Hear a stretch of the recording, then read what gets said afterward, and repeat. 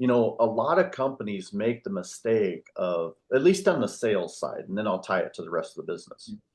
A lot of companies make the mistake of taking their top salesperson Mm, and making them a manager, yeah. right? Which that works if the top salesperson wants to be a manager, Mm, right?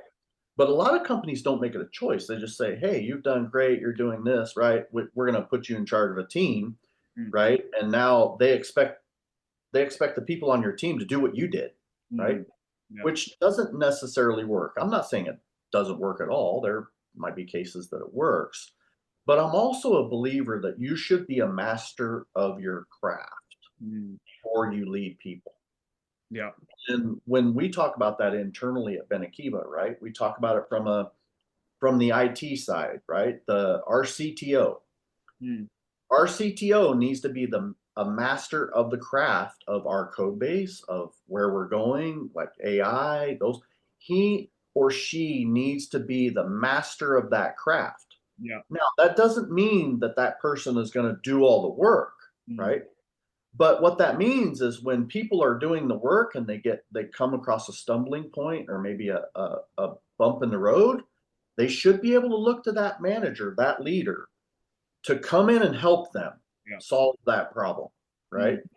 And I think a lot of times what companies make mistake is they say, "Oh, well, I'm just gonna hire a good manager," mm, and that can work. I'm not saying it can't work, but when you have a manager or a leader that is also the master of their craft, yeah. that is a recipe for success across the entire organization.